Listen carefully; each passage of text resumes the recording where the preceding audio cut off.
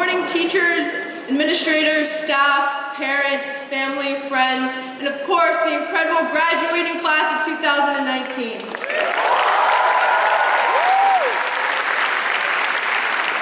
Guys, this is it. We did it. For any of you who do not know me, my name is Gantman, and I have been your classmate for the last 4 years. In preparing to speak before all of you, I asked a friend who graduated from this very institution last year if she remembered anything from her year's graduating speeches, and I was very relieved when she answered with a resounding no. So, well, in a perfect world, I'd love for my words to be inspiring enough to guide your futures, or funny enough that I go viral on YouTube. I can at least be comforted with the knowledge that if this goes badly, none of you will remember it. I asked that same friend for a little advice, and she told me, just be yourself. So, in that vein, I can promise you 2 things. I will, 1, try to be funny, probably failing on many occasions, leading to awkward silences, like this one, and I will be definitely slipping in a few Harry Potter quotes. First and foremost, I want to thank everyone who helped me get here today. I want to thank my mom and dad, who are sitting over there, who have supported me in every part of this journey.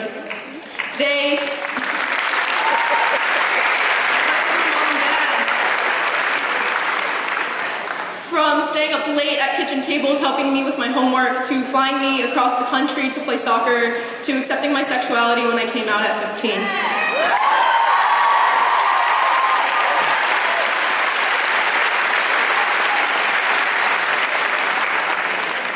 As an adoptee, I also want to acknowledge my birth parents, who I do not know and may never get to know, but who I am eternally grateful for anyway. I acknowledge that their sacrifice and decision to put me up for adoption opened up a world of opportunities for me, a world I would not know if I still lived in rural China where I was born.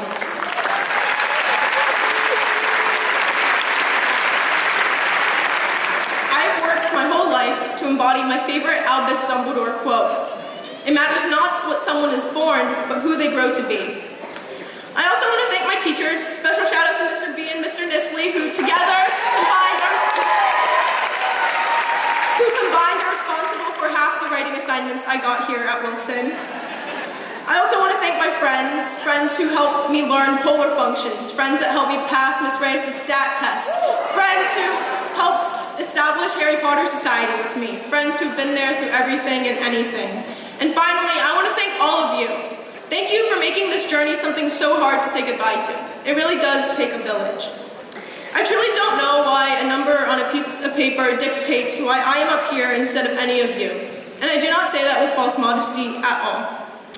I know that I cannot and do not represent every Wilson experience sitting in this room. I will not pretend to be wiser than any of you. I am not. And I know that people in this room most definitely know more than me about the world, have lived through more than me, and could therefore have more inspirational or motivational things to tell you. And yet, I am up here before you all, so I will not waste this opportunity to reflect on our Wilson experience. Like all of you know, the Wilson experience is quite singular. There is nothing in the world like it. I mean, where else do you have newspaper articles written about dead trees in the atrium, an Aspen help desk complete with lamp, a lot of bathrooms and not a single drop of soap, and Hart Bay all in the same building?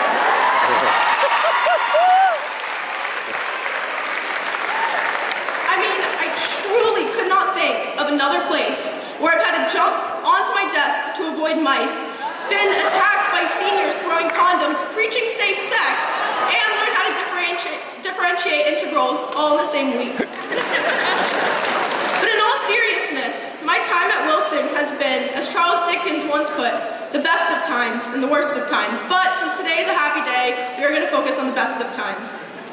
I met people from all walks of life, people from different upbringings and backgrounds than myself, and through that, I learned a lot about myself here, as I know many of you have too.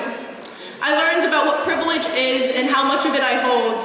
I discovered my sexuality, and most importantly, I learned that I can write an 8-page paper in one night. I also learned that young people can change the world. As cliche as it sounds, our time at Wilson has been empowering. From our sophomore year, when hundreds of us walked out of class, out of school, and took over DC streets during the DCPS walkout, drawing local news, to our junior year, when we all sat in the atrium in silence, demanding common sense gun legislation, drawing international news, to our senior years, when many of us voted for the very first time, participating in our great American democracy, we learned that collectively, our voices can shatter ceilings.